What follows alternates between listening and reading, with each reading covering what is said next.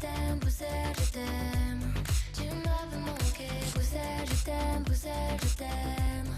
T'es ma préférée, Bruxelles, je t'aime, Bruxelles, je t'aime. Bonjour et bienvenue dans Bruxelles, je t'aime, l'émission hebdomadaire qui décortique tout ce que vous allez adorer ou détester de la politique européenne. Je suis Maya Delabaume, merci de nous avoir rejoints. Alors au programme de cette émission, tous les regards sont tournés vers l'Allemagne.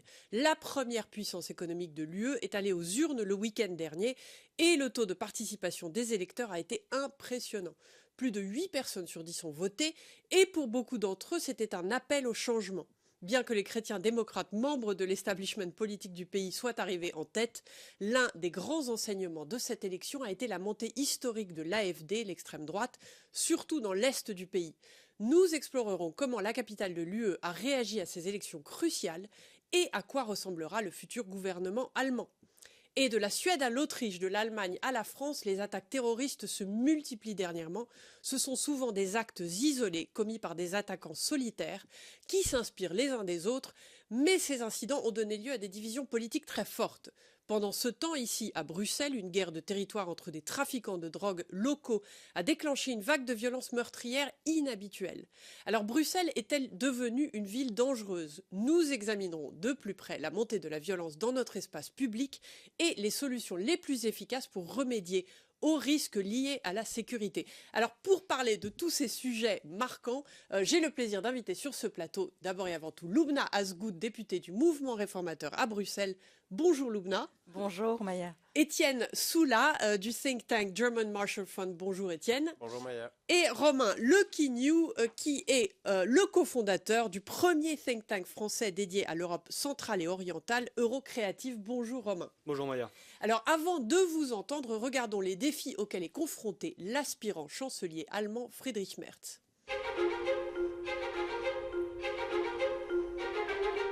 Voici la chancellerie à Berlin. Certains se moquent et disent que le bâtiment ressemble à une machine à laver. Pourtant, c'est de là que Friedrich Merz est censé gouverner la troisième économie mondiale.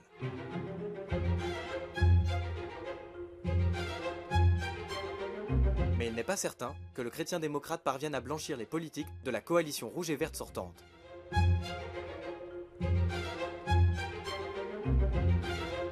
Comme partenaire, il a besoin des sociodémocrates.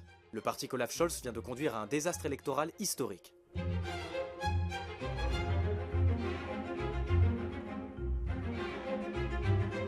Friedrich Merz doit se sentir comme quelqu'un qui se marie avec un partenaire sous assistance respiratoire. Les conditions ne sont pas idéales pour réussir. Il est peut-être plus facile de trouver un consensus sur la défense et l'Ukraine que sur l'immigration et le climat.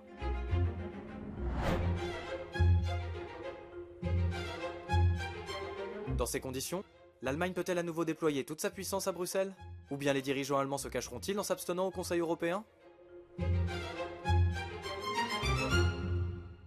Alors Lubna, je me tourne vers vous. On voit que l'Allemagne vire à droite ou revient à droite. C'est une tendance de fond en Europe, puisque votre pays, la Belgique, aussi a ce type-là de coalition, ou pourrait, disons, quand l'Allemagne aura une coalition. Est-ce que justement c'est une tendance de fond ? Est-ce que véritablement l'Europe est maintenant à droite, on le voit en Allemagne ?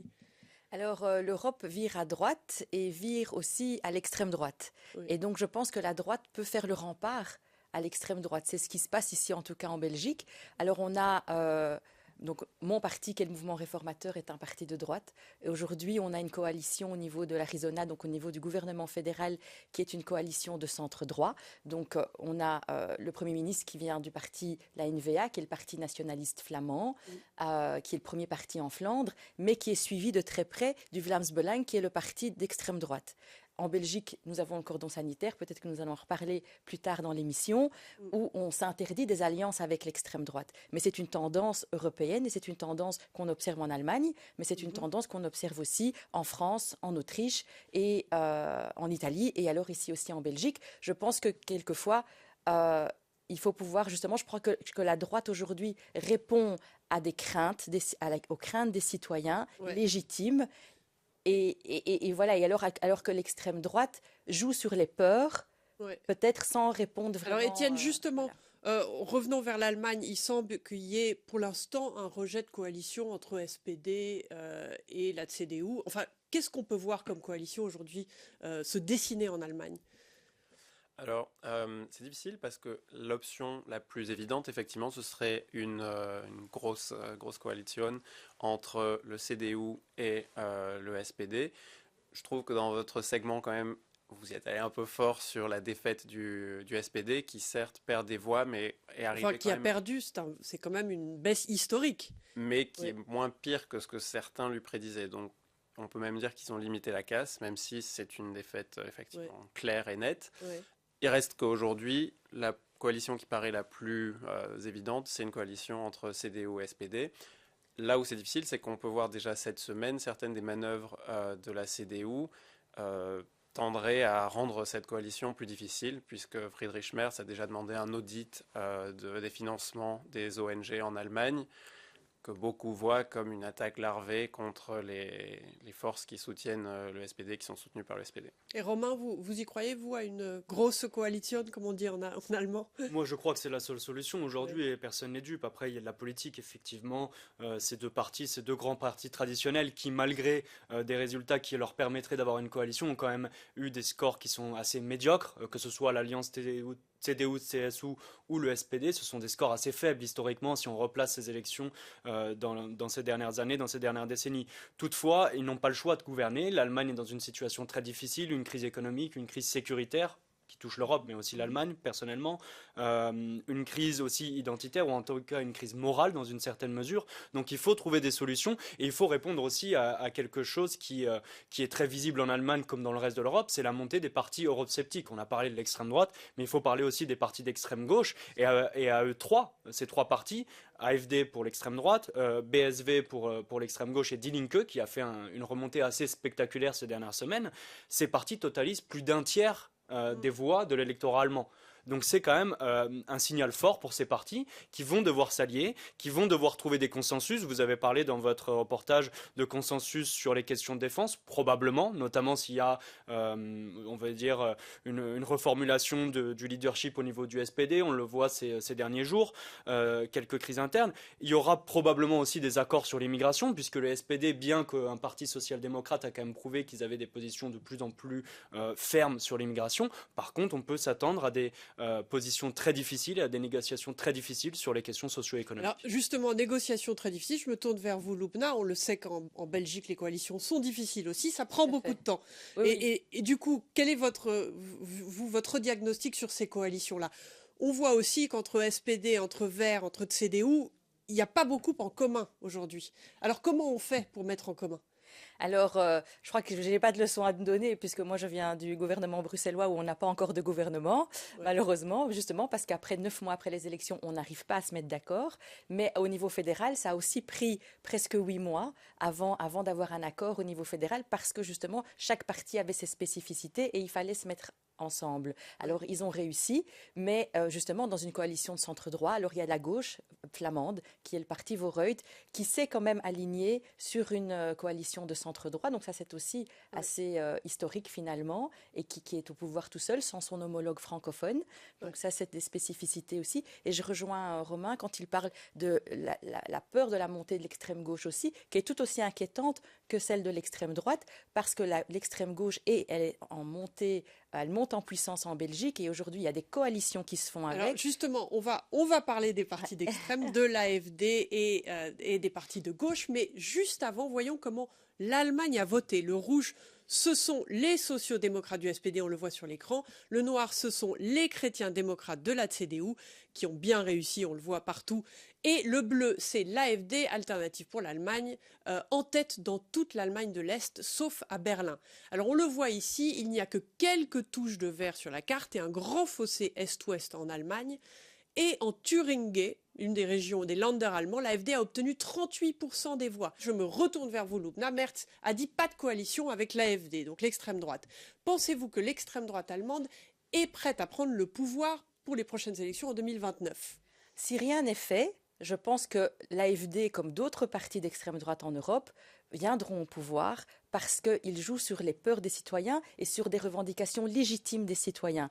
Alors, on traverse des crises économiques, vous l'avez bien répété, Romain, mais aussi il y a une crise de l'immigration illégale. Il y a, avec vous en avez parlé, Maya, de la radicalisation aussi, des problèmes finalement de délinquance, d'agression. Et donc, à un moment, je crois qu'il ne faut pas avoir de tabou. Il faut pouvoir parler de la régulation, peut-être de l'immigration, de pouvoir avoir, en tout cas nous, OMR, c'est de pouvoir avoir une politique juste et humaine, parce qu'il faut rester humain et humaniste, mais par contre, il ne faut pas se voiler la face, il y a des réels problèmes. Moi-même, je suis un enfant de l'immigration, donc je n'ai pas peur d'en parler. Il faut pouvoir en parler et pouvoir surtout donner des solutions. Ici, en Belgique, on n'a pas de politique d'immigration, justement, parce qu'on a eu des partis de gauche. Alors, Étienne, pardon, l'AfD au pouvoir en Allemagne, c'est possible? Je voudrais juste peut-être un peu réfuter cette centralisation de l'immigration comme la thématique. Aujourd'hui, Romain l'a dit, l'Allemagne est vraiment au cœur d'une crise vraiment de son modèle économique et sociétal depuis les 2-3 dernières décennies, qui reposait sur des importations de gaz peu cher de la Russie, des exportations vers le marché chinois qui n'arrêtait pas de grandir, et le bouclier américain qui offrait la sécurité à cette entreprise économique. Aujourd'hui, ces 3 piliers sont menacés, en fait. Donc la Russie, après l'invasion en Ukraine, toutes les importations de gaz ont été interrompues, ce qui a vraiment diminué la compétitivité de l'industrie allemande. Le marché chinois, petit à petit, se referme, ce qui, là encore, rend les exportations allemandes plus difficiles et a mené à beaucoup de licenciements dans beaucoup de grandes entreprises allemandes. Et aujourd'hui, avec l'administration Trump, le bouclier sécuritaire américain paraît de plus en plus remis en question. Donc, oui, l'immigration est un problème pour l'Allemagne. Je trouve que même le fait que Friedrich Merz ait autant insisté sur l'immigration comme la problématique que l'Allemagne a besoin d'adresser fait le jeu de l'AfD et dessert les citoyens allemands. Alors, on en parlera d'immigration, mais Romain, je me tourne vers vous et de façon un peu plus spécifique pour expliquer, on a des téléspectateurs français ici, la différence entre l'AfD et le Rassemblement national. Comment vous le voyez?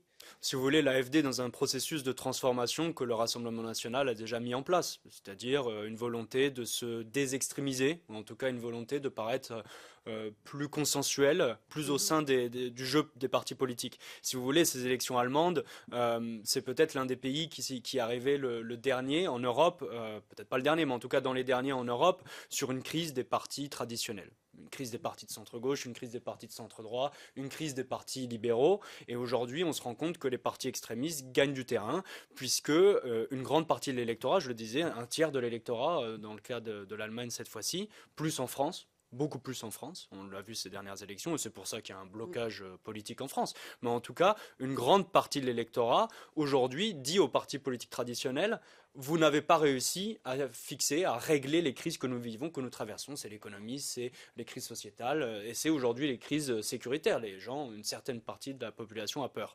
Alors, quelles sont les différences entre l'AfD et le Rassemblement national? Aujourd'hui, la différence principale, c'est que l'AfD se montre plus radicale. C'est-à-dire que la rhétorique est plus radicale. La rhétorique est plus radicale. On le voit dans le positionnement de ce parti au niveau européen. Ils sont chez le groupe des souverainistes européens, comme on les appelle. Le Rassemblement national, lui, a décidé dans un groupe très radical aussi, mais des patriotes européens.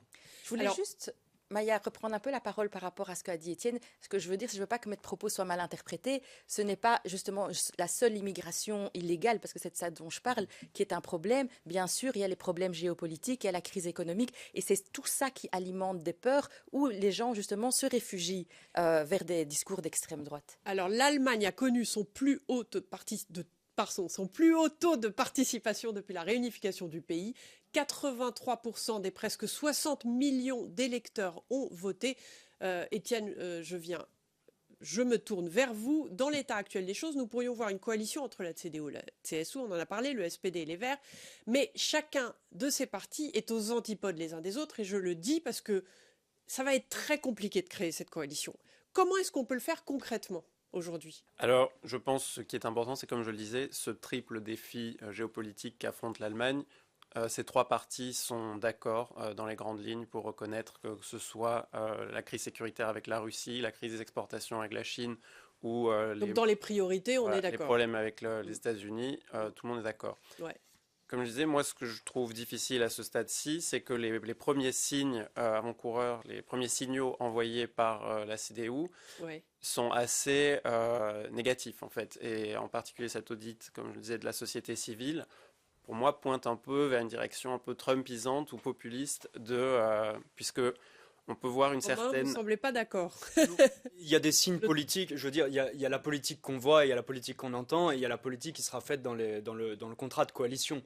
Aujourd'hui, on a un petit peu de chaud, évidemment. Les élections viennent de se passer, il faut se positionner, il faut montrer à son électorat Ouais. qu'on va les respecter, qu'on va être ferme. Il faut montrer à l'électorat de l'AfD qu'ils ont fait le mauvais choix. De l'autre côté, pour le SPD, on doit montrer à l'électorat de Die Linke qu'ils ont fait le mauvais choix. Donc évidemment, il y a des postures politiques, mais le plus important, ce sera le contrat de coalition. Et aujourd'hui, il y a un accord entre le SPD et l'Alliance chrétienne-démocrate CSU pour changer de modèle. Alors attendez, justement, l'autre particularité de cette élection, c'était la présence de nombreux petits partis dont certains ont fait de très bonnes performances. Le parti de gauche radical Die Linke a par exemple obtenu 64 sièges au Bundestag.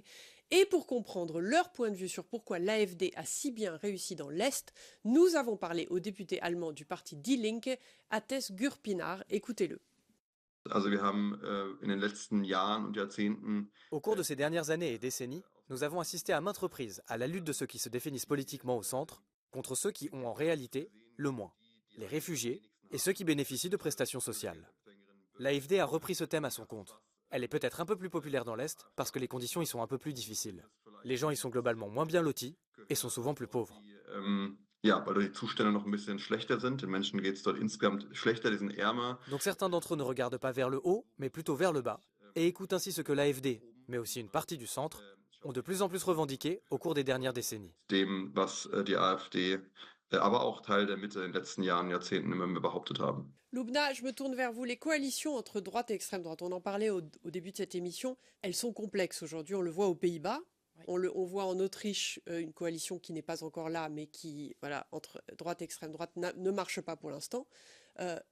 Comment vous voyez cette coalition-là ? Puisque c'est peut-être aussi ça le futur de l'Europe. Ce sont des coalitions entre la droite conservatrice et l'extrême droite. Alors je l'espère pas. Je vous ne l'espère pas, voilà. Mais c'est une réalité possible. Mais écoutez, en tout cas en Belgique, je pense que ça ne sera pas possible parce que nous avons ce qu'on appelle le cordon sanitaire. Donc nous refusons, tous les partis démocratiques refusent de traiter avec l'extrême droite. Malheureusement, ce cordon a été rompu par rapport à l'extrême gauche lors des dernières élections. Et donc je l'espère en tout cas ne pas voir ça, en tout cas de mon vivant, de voir l'extrême droite gouverner en Belgique. Mais par contre, oui, dans d'autres pays, c'est ce qui est en train de se passer. Et c'est très inquiétant parce que partout où l'extrême droite est au pouvoir, les droits fondamentaux reculent. Je pense aux droits des femmes, par exemple liés à l'avortement. C'est des droits qui reculent et c'est des droits qu'on avait acquis de longues luttes féministes. Et donc, moi, c'est des choses qui m'inquiètent beaucoup. Ouais. Alors, pour reparler du sujet d'immigration, puisqu'on en a déjà parlé un peu, l'AfD semble plutôt pas très loin des positions de la CDU, si je ne me trompe pas. Est-ce qu'il n'est pas temps aujourd'hui de briser ce cordon sanitaire, Étienne ? C'est là-dessus que je voulais venir, puisque juste avant les élections fédérales, il y avait eu un peu ce tollé en Allemagne, puisque la CDU avait fait passer un projet de loi sur l'immigration assez dur, avec le soutien des voix de l'AfD. Projet de loi qui, sans ce soutien des voix de l'AfD, ne serait pas passé. Et donc, ça avait créé tout un tollé en Allemagne avec cette idée que, justement, le cordon sanitaire, en fait, était déjà rompu. Alors, Merz s'en défend. Aujourd'hui, il assure qu'il ne entrera pas en coalition avec l'AfD. Force est de reconnaître que sur certaines positions, et en particulier sur l'immigration, il n'y a pas beaucoup qui les séparent. Reste que, pour revenir au contexte géopolitique plus global, aujourd'hui, l'Europe est attaquée par la Russie. L'AfD a quand même des positions extrêmement ambiguës, pour dire le moins, vis-à-vis de la Russie. Et entrer en coalition avec une force pro-russe, ce serait quand même vraiment mettre en péril, on va dire, la place de clé de voûte de l'Allemagne au centre de la construction européenne. Même si l'immigration, c'est la préoccupation principale des Allemands et c'est la préoccupation principale de beaucoup d'Européens. Donc Romain, je me tourne vers vous. Du coup, comment on fait lorsque la droite conservatrice et l'extrême droite ont des positionnements très communs sur un sujet qui préoccupe tout le monde ? C'était le débat dans les élections allemandes. Est-ce que c'est l'immigration qui était le premier sujet, sécurité domestique? Oui et non. C'est-à-dire que ça a fluctué, mais en tout cas, il y a le thème de la sécurité domestique, on en a parlé, et il y a le thème aussi de la prospérité économique. Dans tous les cas, je pense que le plus important pour les partis traditionnels, notamment pour les partis de centre-droit, c'est de répondre aux préoccupations des citoyens. Ça passe par une politique probablement plus ferme quand on vient sur les sujets de sécurité domestique, et surtout par des actions, c'est-à-dire qu'on doit répondre aux citoyens sur leurs peurs aujourd'hui, par des mesures concrètes qui restent démocratiques, qui restent respectables en termes d'état de droit, en termes de droits humains, en termes de droits de l'homme. Et dans le même temps, on le voit, ce qui est important aussi, c'est de voir comment ces partis vont être capables de parler à nouveau à leurs citoyens. Répondre aux questions sécuritaires, en Allemagne de l'Est par exemple, c'est répondre aux peurs sécuritaires au niveau économique. Comment faire en sorte que les citoyens aient à nouveau la prospérité économique, c'est un gros problème dans cette région. Dans ces régions, répondre aussi sur les questions de peur géopolitique. On le voit, une partie de l'électorat de l'AfD et une partie de l'électorat des partis de gauche extrêmes en Allemagne ont voté également avec la prise de conscience d'une peur de la guerre contre la Russie. Je vais vers un sujet aussi qui est lié à tout ça et qui est très important dans ces élections. Est-ce que c'est le retour du couple franco-allemand avec Friedrich Merz au pouvoir ? Eh bien, Friedrich Merz s'est déjà rendu à l'Élysée cette semaine, donc clairement une volonté après, je pense, la relation entre le chancelier sortant Olaf Scholz et le président français Emmanuel Macron était connue de tous comme étant assez mauvaise. Donc maintenant, peut-être aussi par manque de chimie, de personnalité, de leadership. Oui. Donc maintenant, il y a quand même un espoir que, puisque Friedrich Merz vient aussi du monde de l'investissement, ou en tout cas fait un passage par ce monde-là, qu'il a peut-être un profil qui ressemble un peu plus à celui d'Emmanuel Macron, qui aura plus justement de chimie personnelle entre les deux leaders. Il a aussi fait preuve de plus de volontarisme vis-à-vis de la défense allemande et la volonté de l'Allemagne aussi peut-être de briser certains tabous vis-à-vis de son alliance avec les États-Unis et de rejoindre peut-être une position plus française sur une idée de souveraineté européenne. Donc a priori, ça peut augurer une meilleure coopération entre les deux pays. Donc on peut tabler sur un réveil de la relation franco-allemande et c'est sur cette note que nous pouvons clore cette discussion. On reparlera de l'Allemagne très bientôt. Merci à tous les invités ici présents. On prend un temps de pause, mais restez avec nous pour le prochain débat où nous parlerons des violences urbaines en Europe. À tout de suite.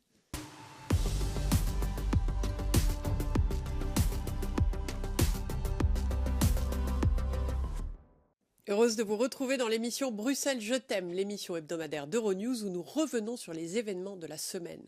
Alors un sujet qui nous a marqué récemment, c'est la recrudescence des attaques isolées que nous avons observées à travers l'Europe ces derniers temps. La semaine dernière à Mulhouse, un homme qui figurait sur une liste de surveillance des terroristes a tué une personne et a blessé 5 policiers. Pendant ce temps, à Berlin, un homme a blessé un touriste espagnol dans une attaque antisémite.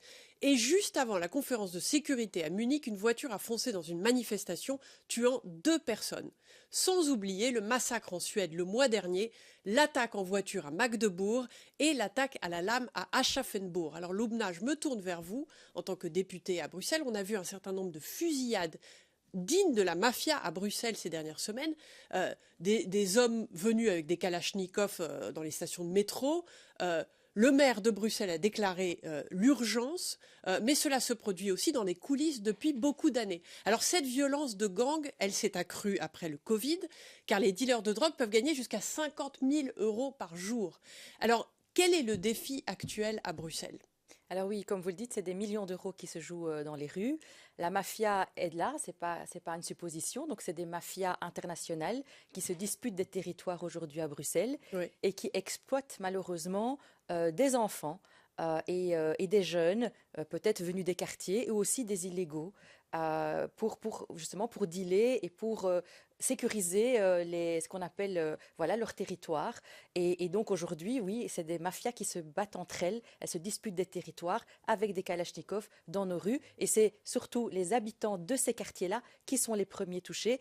Il n'y a pas plus tard que 10 jours, il y a un jeune de 19 ans tout à fait innocent qui est décédé d'une balle dans le dos. Alors, Étienne, les attaques qu'on voit un peu partout en Europe, elles ne ressemblent en rien aux attaques terroristes que nous avons vues en Europe ces dernières années. Elles sont néanmoins instrumentalisées par les politiciens, on le voit dans les journaux. Alors, comment est-ce qu'il faut réagir ? Alors moi, ce que je voudrais mentionner ici, c'est un phénomène de violence qui est peut-être moins abordé, même si certes la violence, ces cas de violence isolés existent bien, c'est la violence des services de renseignement russes qui a incroyablement augmenté au cours des 2 dernières années. Oui, mais est-ce qu'il y a un lien entre cette violence-là et aujourd'hui les attaques qu'on voit? Toutefois, ce dont on parle, c'est le climat d'insécurité générale. Et ce qu'on peut voir, c'est qu'au cours de 2024, en février 2024, on a un homme qui est abattu en Espagne. En avril 2024, ce sont des gens qui sont arrêtés en Allemagne alors qu'ils essaient de saboter l'aide vers l'Ukraine. Un incendie à Prague en juin 2024. Une tentative d'assassinat sur un PDG allemand en juillet 2024. Au cours des élections allemandes, ce sont près de 300 véhicules qui ont été vandalisés. C'était soi-disant dû au Vert. En fait, il s'est avéré que c'était la Russie qui avait commandité Oui, donc ces actions. ce sont des attaques commanditées par la Russie. Et qui ont lieu à travers toute l'Europe et de manière coordonnée, puisque Moscou a mis en place un service particulier de renseignement dédié à ces attaques de sabotage en Europe. Je pense que c'est très bien de le mentionner, car ce sujet est pas assez abordé dans les médias généralement, donc c'est très bien d'en parler pour nos citoyens. Pour revenir sur le sujet, je pense que il y a un problème aujourd'hui qui est surtout en Europe de l'Ouest. Si on regarde l'Europe centrale, orientale, c'est un phénomène qui est beaucoup moins présent. Ouais. Si on regarde ces pays, que ce soit la Belgique, que ce soit la Suède, que ce soit la France, ce sont des pays dans lesquels nos citoyens, en grande majorité, voient une dégradation du climat sécuritaire. Une dégradation qu'ils vivent ou qu'ils ne vivent pas forcément et qu'ils voient à travers les médias. Le problème est pareil, nos politiciens, nos partis politiques doivent trouver des réponses, puisque la dégradation du climat sécuritaire au niveau domestique est inacceptable pour les citoyens qui veulent, comme Madame la députée l'a dit. Ils n'en trouvent pas des réponses. Exactement, et pour l'instant, nous n'avons pas de réponse. Quelle réponse en donner? Je pense que certains partis lient ça à l'immigration principalement. Ouais. Le contrôle de l'immigration illégale est effectivement un des piliers sur lesquels répondre. Il y a aussi tout ce qui est cohésion sociale, cohésion sociétale, et c'est un deuxième pilier peut-être où nous devons insister et trouver des réponses. Selon les experts en sécurité, il s'agit de traiter la radicalisation des jeunes, en particulier en ligne. Écoutons maintenant Claude Moniquet, ancien agent des services secrets. Les mesures de sécurité en Europe ont été très très fortement renforcées après la période que nous avons connue entre 2014, l'attaque du musée juif à Bruxelles, qui était la première attaque de l'État islamique en Europe, et 2017, Barcelone, et puis la fin de la territorialité de l'État islamique en Syrie et en Irak. Et aujourd'hui, nous voyons simplement le retour d'une menace qui a toujours été présente. Elle a toujours été à peu près au même niveau. Elle s'est sans doute même aggravée avec le Covid, parce que pendant le confinement, nous avons des jeunes qui ont été privés d'école, privés de relations sociales réelles, qui ont été uniquement sur de relations virtuelles et dont un certain nombre ont été radicalisés online par des propagandistes. Et aujourd'hui, nous payons ça avec des acteurs très jeunes et 2 pays qui restent extrêmement visés, qui sont la France et l'Allemagne. Lubna, est-ce qu'il y a une raison plus profonde pour ces actes de violence? C'est-à-dire, est-ce qu'ils sont politiquement motivés, religieusement motivés? En gros, est-ce qu'ils peuvent être expliqués individuellement? Alors moi, je veux qu'on fasse bien la distinction entre les attaques justement terroristes, radicalistes qui viennent d'une mouvance extrémiste religieuse et ce qui se passe aujourd'hui dans les rues de Bruxelles par rapport justement au trafic de drogue. C'est pas les mêmes réseaux, même si au niveau du trafic d'armes... Et puis les attaques commanditées par la Russie. On est sur une multidimensionnalité des attaques. Tout à fait, et qui est due aussi à la déstabilisation géopolitique du monde et donc au trafic d'armes aussi qui circule. Donc ils peuvent se nourrir de ça, mais par contre, c'est 2 choses différentes. Romain l'a dit, dans l'approche en tout cas par rapport au trafic de drogue, il y a une approche sociale et une approche sécuritaire à avoir, et une approche sanitaire aussi, puisqu'on a aussi une explosion de cas de personnes qui ont des assuétudes, donc qui sont droguées, que l'on voit visiblement aujourd'hui dans nos rues à Bruxelles. Ouais. Et alors, on a aussi la menace terroriste et radicale. On a eu des attentats ici il y a quelques années aussi, comme à Paris. Et là, je pense que c'est d'autres mouvances et c'est d'autres influences. Et c'est des influences extrémistes religieuses c'est une ingérence étrangère qui vient d'autres pays, qui sont souvent des ramifications de Daesh. Vous avez parlé de loups solitaires. Aujourd'hui, Claude Moniquet en a parlé aussi. Ça se passe beaucoup sur les réseaux sociaux. C'est des loups solitaires qui sont happés sur les réseaux sociaux et qui se radicalisent, mais tout seuls, de manière isolée, et ils agissent de manière coordonnée sur des groupes aussi qu'on ne connaît pas, peut-être sur Telegram et d'autres réseaux. Alors pour faire le lien avec la migration, puisqu'on en parlait, est-ce que c'est le renforcement des frontières qu'il faut ? Romain ? Il faut une coordination, un renforcement des frontières, oui, si ça implique qu'il y ait une coordination européenne. Ce qu'on veut aujourd'hui en tant qu'Européens, c'est un renforcement des frontières externes. Et c'est une très bonne nouvelle, je pense qu'on ait aujourd'hui finalement accepté la Bulgarie et la Roumanie à l'intérieur de la zone Schengen. Ouais. Mais ce qu'il faut, c'est une coordination. Donc quand il y a des pays, et c'est fait depuis une dizaine d'années, qui ferment leurs frontières individuellement, c'est un problème. C'est une réponse politique court-termiste. On a besoin de réponses politiques long-termistes. C'est ça que nos citoyens demandent aujourd'hui. Alors, des réponses à long terme, c'est sur ce point que nous pouvons clore cette conversation. Merci beaucoup à nos invités et merci à vous de nous avoir regardés. À très bientôt sur Euronews.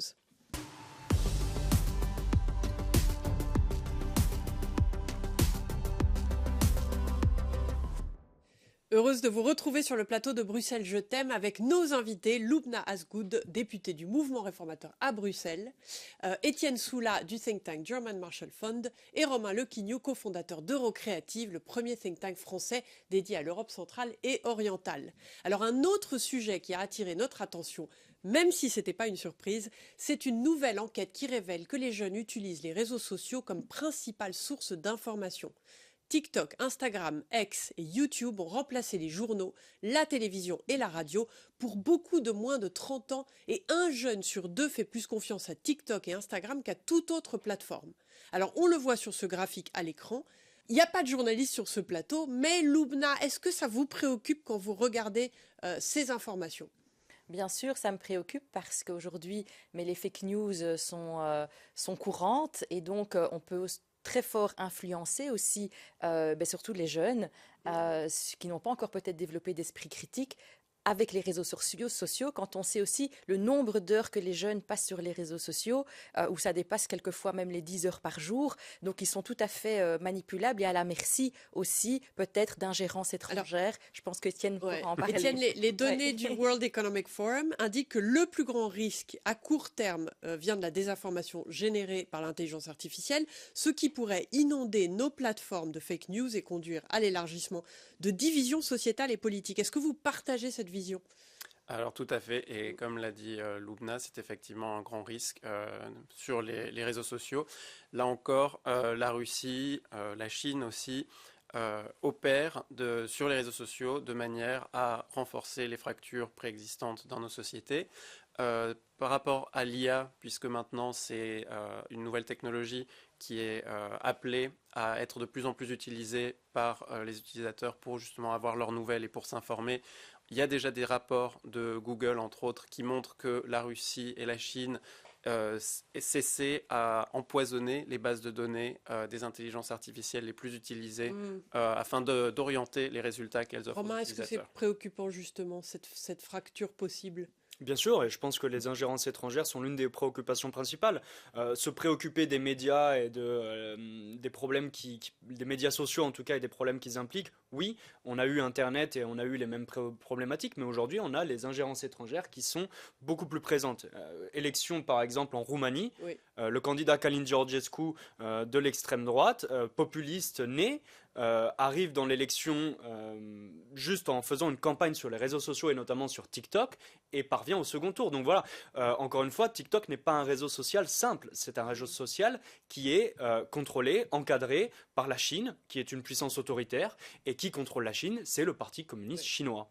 Eh bien, pour savoir si les jeunes ici à Bruxelles sont d'accord avec cette enquête ou non, nous avons sondé les habitants de la capitale de l'UE pour leur demander où ils obtiennent leurs informations. Alors regardons cela sur notre écran. Je regarde la télévision, les journaux, ou alors je me renseigne sur les réseaux sociaux avec des pages sur Instagram par exemple. En général, je regarde sur les réseaux sociaux, parfois Arte, mais pas à la télé, du coup sur mon téléphone ou mon ordinateur, et Brut aussi. Souvent TikTok et aussi Safari et Google. Beaucoup les sites de journaux en ligne, en France Le Monde, et j'aime beaucoup aussi écouter la radio le matin, j'écoute un peu France Inter, France Culture, ça m'arrive pas trop d'utiliser la télé. J'utilise surtout beaucoup les médias en ligne, enfin les médias connus, The Economist, Financial Times, Bloomberg. Après j'utilise aussi les réseaux sociaux comme tout le monde, principalement des comptes de gens connus que je connais. C'est plutôt la télévision, je regarde beaucoup BFM Business et BFM Info, CNews et France 3. Alors Lubna, on le voit ici, il cite des journaux encore une fois, mais il y a quand même un risque que les médias traditionnels disparaissent. Alors, j'espère pas, mais c'est le risque en tout cas. D'ailleurs, on le voit dans la vente de journaux. Aujourd'hui, elle est en diminution. Il y a des journaux qui sont en crise aujourd'hui, des télévisions aussi. Et donc, oui, il y a une information qui se déplace aujourd'hui sur les réseaux sociaux. Mais par contre, je pense que je crois que tout l'enjeu ici, c'est la liberté d'expression. C'est le bon équilibre entre la liberté d'expression et la manipulation. Et donc, c'est tout l'équilibre qu'il faut pouvoir trouver. Romain, si je peux me permettre, trouver l'équilibre, oui, mais c'est pas forcément une disparition, c'est une évolution, une adaptation. Et il faut bien comprendre, il y aura certaines entités, certains médias qui disparaîtront, d'autres sauront s'adapter et évoluer. Mais ce qui est très important, et pour trouver l'équilibre, c'est notamment de faire adapter aussi le contexte législatif, l'encadrement législatif. On a eu l'Union européenne qui a mis en place le DSA, le Digital Services Act. Et je pense que c'est très important aujourd'hui de suivre cette évolution en modifiant notre cadre juridique, notre cadre législatif. Est-ce qu'on va être protégé par le DSA, justement, Étienne ? Alors, il faut l'espérer. Je pense que le DSA, aujourd'hui, a les outils pour parer à cette menace. Un réseau, par exemple, social comme X, qu'on n'a pas encore mentionné aujourd'hui, dont le propriétaire dit de manière explicite qu'il n'est pas du tout intéressé par la modération, qui remet sur sa plateforme des discours nazis, pour vraiment utiliser le mot. Cette plateforme doit à minima être réglementée et suivre la réglementation européenne, et si elle refuse de le faire, a peut-être vocation à être interdite de l'Union européenne. Oui, mais justement, le pari de la régulation est compliqué. Je ne sais pas comment vous le voyez en Belgique, mais justement, comment est-ce qu'on régule ? Quelle est la bonne solution pour réguler et respecter la liberté d'expression en même temps ? Mais moi, je crois que ça passe aussi beaucoup par l'éducation. Parce que justement, c'est de pouvoir développer son esprit critique, développer sa manière de s'informer aussi. Donc il y a une partie, c'est l'éducation. Là, c'est peut-être le pouvoir dans lequel je suis a peut-être la main dessus. Mais alors, comme disaient mes collègues, je pense que c'est au niveau européen, puisqu'on fait face à des géants mondiaux. Et donc, ce n'est pas la petite Belgique qui va régler ça. Mais par contre, je crois qu'une réponse européenne avec le Digital Service Act peut être une réponse. Et puis après aussi, il y a aussi tous les contenus haineux et la protection de la vie privée aussi. Donc il y a plusieurs volets qui se jouent justement sur cette nouvelle vie virtuelle que nous avons tous. Et donc c'est aussi peut-être aussi, aujourd'hui dans les réseaux sociaux, nous enferme dans une bulle d'information. On ne voit que l'algorithme génère que ce que nous avons envie de voir et continue à nous enfermer dans une bulle d'information, une bulle de relations. Et donc on ne sait pas ce qui se passe chez les voisins. Aujourd'hui on le voit dans tout ce qui est médias et on va dire tout ce qui est journalisme autour du conflit au Moyen-Orient par rapport à ce qui se passe en Israël et ce qui se passe en Palestine. Et ça a généré malheureusement aussi, ça c'est important de le dire, ça génère aussi de l'empathie à géométrie variable. Et c'est ça le danger aussi. C'est que ça polarise le monde et ça met les gens les uns contre les autres. La polarisation, éviter de mettre les gens les uns contre les autres, c'est sur ce point que nous pouvons conclure cette conversation. C'est la fin de l'émission Bruxelles, je t'aime. Merci à tous nos invités et à tous ceux qui nous regardent de chez eux. Si vous voulez continuer la conversation sur le sujet de votre choix, n'hésitez pas à nous écrire à bruxellesjet'aime@euronews.com ou à nous contacter via les réseaux sociaux. Passez une excellente semaine et à très bientôt sur Euronews.